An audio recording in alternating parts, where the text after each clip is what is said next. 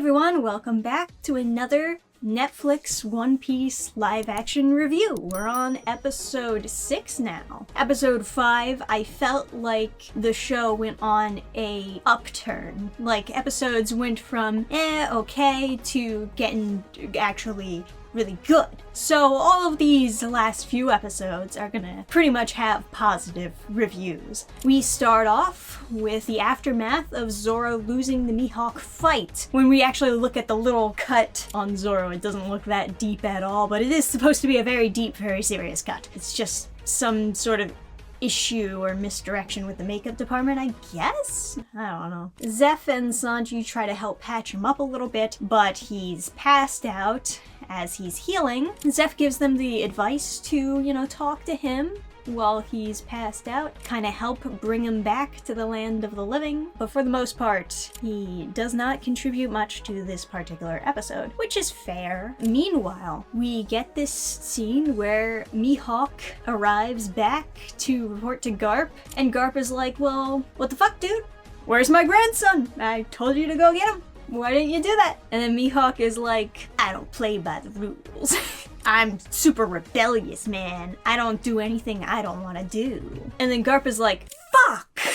As you can expect, Garp goes to, yet again, go get Luffy himself. While everyone's kind of hanging out, Sanji decides to make them some food, de-stressing from the Mihawk fight and the realization that Zoro has been comified. Everyone really has good chemistry, I will say. Like, the whole Straw Hat crew and the cast really do a good job at mimicking the chemistry from the anime. I really like the casting pick. I liked them before I even watched, and everyone thought I was being way too optimistic, but now everybody likes the cast. Who's laughing now? But while Sanji is talking with Luffy and Usopp, he reveals a little bit about his past and how he met Zeff. And it is a little bit different from what we saw in the anime. The anime is very brief. The basic idea was that Zeff was pillaging their ship. Everyone had already surrendered, but Sanji was still fighting with Zeff directly because he didn't want to die on the ship. He wanted to go out and find the All Blue, and then the ship tips over. This one's a little bit different. We start off seeing young Sanji cooking on the ship, and then they hear that pirates have gotten on board, right? So Sanji grabs a knife and hides. Zeff comes in, tastes Sanji's cooking, and adds oregano to it, which triggers the young kid Sanji. So he comes out of his hiding spot and tries to kill Zeff, but of course he is a child, so it doesn't work out for him. And then that's when Sanji has this moment where he's like, I'm not gonna die here, I gotta find the All Blue, and the ship tips over. So it's a little bit different, but not so different that it ruins the scene. It is a little bit goofier, I guess. They wanted to keep this running gag of Zeff adding too much oregano to everything, so I guess this is kind of the origin of the gag. I've been harping on a lot of child actors throughout most of the One Piece live action, but actually, the child actor for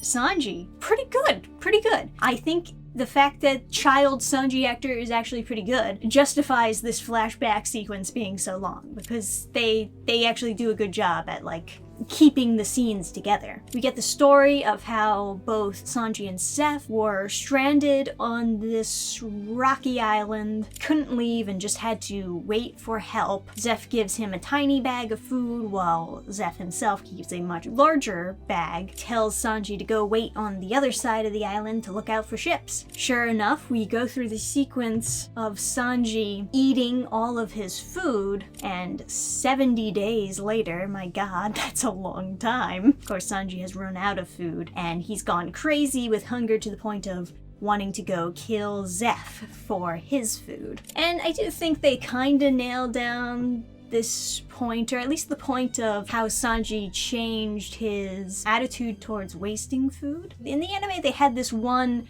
kind of nice directed scene where Sanji is eating his very last piece of moldy bread, and as he's eating it, he's just remembering throwing out food and he's just crying as he flashes back to all those times where he wasted food, and he realizes that he shouldn't have done that, which kind of leads to his personality as an adult, where he never wants to waste food. But sure enough, it ends the same way, where Sanji goes to get Zeph's bag of food, but finds out that it's nothing but treasure in the bag. Zeph has only stayed alive these 70 days because he ate his own leg, which is not exactly what happens in the anime. They changed it in the anime, but that is what was supposed to happen. That is what happens in the original manga. I can only assume they changed it in the anime because they thought it was a little bit too dark or gritty for a kids shonen show. But there's definitely a lot of dark and grittiness in One Piece for a kids shonen show. But it is a very great emotional scene where Zeph kind of explains to Sanji that he chose to save him because he wants Sanji to go on to fulfill his dream of finding the All Blue. It's a very great scene. Both of these actors really hold up the scene together. They do add a few CGI tears onto Zeph, but I'm willing to forgive that.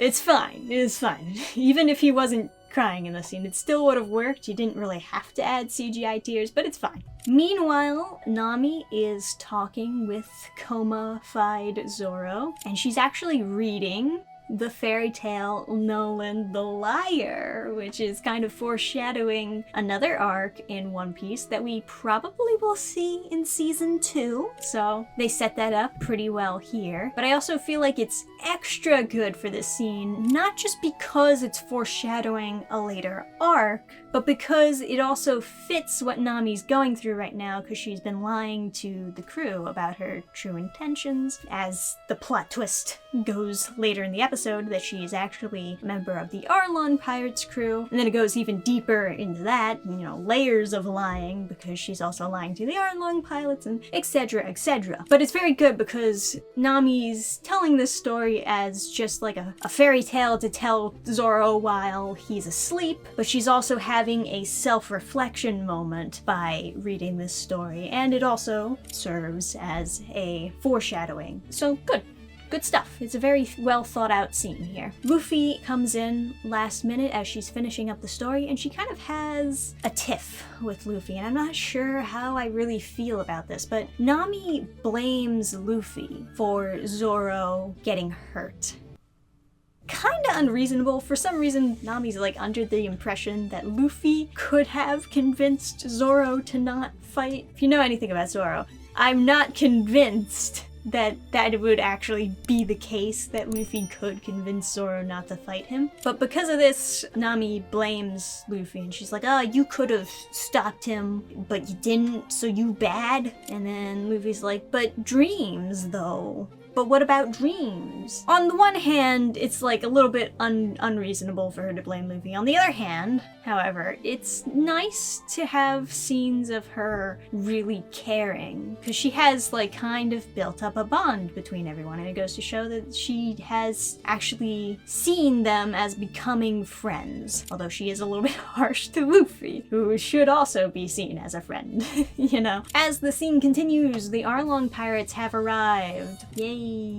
They're looking for Luffy, and they make a scene at the restaurant as they pull up a table. Basically, Arlong says to Zeph, you bring me Monkey D. Luffy by the time I'm finished my meal, otherwise I'm going to kill all of the patrons at this restaurant. We also get a scene of Arlong just ranting about how fishermen used to be slaves, now he's racist against humans, etc, etc, which I guess is more so just trying to explain it to the audience why he's so racist against humans. And it's fine. It's a little bit, a little bit stuffy, a little bit on the nose, but it's fine. So Luffy gets word that Arlong has arrived, and he comes to confront Arlong, and they find out the reason Arlong was able to find them is because they have Buggy. They have his head, at least, and Buggy had one of his ears attached to Luffy's hat, so he was able to hear about where they were all the time through their conversations. This is fine. They do a decent job of justifying Buggy being in each episode. Like he's serving a purpose. He's not just hanging around doing nothing, you know?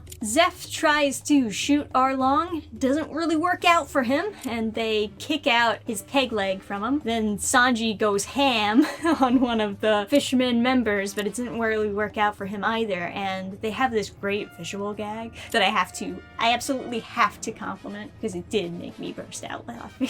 Sanji gets thrown by one of the fishmen, right? Super dramatic end to the fight. And as he gets thrown, he knocks over a table, and the camera pans down to show you that Usopp was hiding underneath the table through the fight. I wasn't expecting it, but it's so perfect for that character, and it was very funny. It's one of those visual jokes that you really just won't appreciate unless, of course, you're actually actively watching the show, so I love it. Then Luffy and Arlong fight solo, and I guess the idea here is they have to fight the Arlong pirates and lose so that you can see them as a actual threat and root for them when they engage with the Arlong pirates in their second fight. I guess that's the idea anyway. It's definitely a formula that you could use, although the Luffy Arlong fight here, many of Luffy's fights in general in the show have not really impressed me. I feel like they could do so much more with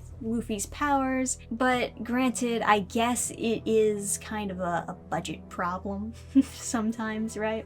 I will point out that when Luffy is hit with blunt damage, it's not really supposed to affect him, or at least not affect him as much as it would a normal person. But the actor does seem to be hurt, like showing signs of pain when he gets punched by Arlong. I'm not sure if that's really consistent. We've seen Luffy get shot by a bullet and be totally fine, just bounce it right off of him, but Arlong's punches, are they supposed to be like even more than a bullet? I don't know, you know? It's a little bit inconsistent. The anime tries its best to be as consistent as possible, which is why I mention it. And it's the whole thing with Buggy all over again, where he's not supposed to be affected by cutting damage, but then when Luffy fights him, he seems to also not be affected by blunt damage. When in the anime, that's how Luffy can defeat him, is because all he does is fight with his fists. It's not the biggest deal in the world, but I do like consistency in my shows, personally. So in the end, Arlong beats him by splashing him with seawater, which of course takes away Luffy's strength, and at this point Nami reveals herself as being a member of the Arlong Pirates, taking the map with her, ultimately saving Luffy's life by convincing Arlong to throw him into the ocean rather than bite his neck off. And sure enough, her and Arlong leave together. They do a good job showing Luffy drowning in this scene. It's a good visual representation of like what a devil fruit actually does when you eat it, where it's like anchoring you further and further down. No matter how much you kick or wave your arms, you're always sinking like an anchor, right? I don't know if they actually did the best job explaining that it pulls you down to the bottom of the sea, or that it takes away your ability to swim completely.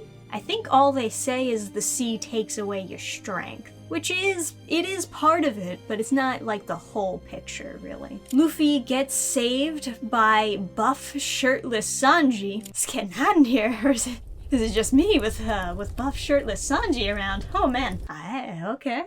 Alright. Later on, Sanji and Zeph are cleaning up the mess, and they kind of get into a tiff, with Zeph wanting Sanji to leave and go with the Straw Hat Pirates to get closer to reaching his dream of finding the All Blue. You know, Sanji's kind of frustrated, being like, well, how will I know that you're fine managing the restaurant without me? Because I do so much work around here. But they both have each other's best interests in mind. So it's like a fight, but it's not really a fight.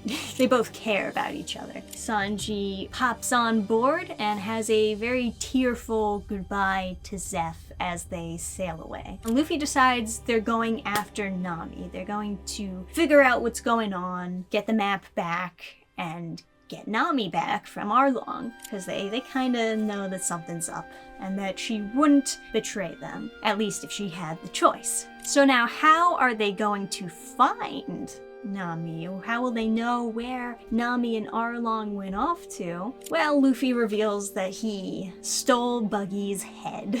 So Buggy will help them find Nami and Arlong. And we end the episode there. Once again, justifying Buggy staying in the show, and he's not a bad presence to have around because the actor really does do a good job at adding that chaotic goofiness that Buggy has. And yeah, in general, I like the whole cast of the Straw Hat crew. They all have great chemistry together. Now, obviously, the next few episodes, we're gonna get into Nami's arc with Arlong Park, which is actually one of my favorite, if not my favorite, arcs in One Piece. It's a simple one, and it's one that's very early in the One Piece series, but it always just kind of stuck to me, Even in later arcs where things get a little bit more complicated, stakes get a little bit higher, it never really struck me as much as Nami's did. So I'm excited to go over those episodes with you as well as we get to them. Overall, great episode. I only have little tiny nitpicks here and there. Do I think it was as good as the episode before it? Probably not. I felt more excited over the Zoro versus Mihawk fight than I felt about this Arlong versus Luffy fight, honestly. It's just not as exciting. While I did like most of the episode, I think that's gonna lose it a point in general. But it is a very good episode. It's very close to another 10 out of 10, but I'm gonna say 9 out of 10. We're not quite at the level of excitement as the last episode was, but still very good. As I said, we're on an upswing. This is the better of the episodes. But definitely let me know your own thoughts, your own rating of the episode down in the comments section below. Remember to like the video as usual. Subscribe if you want to get notified when more of these reviews come out. You gotta hit that bell, naturally. And yes, I write my own comics. You should know this by now, though, if you've watched 6 One Piece reviews. I always say this at the end of these reviews. Yes, I write my own comics. You can join the fan club, get sneak peeks of those comics coming out, or just go to burningstarcomics.net and yes, you can buy them. Thank you guys for watching. I'll see you next time. Bye! Program restart.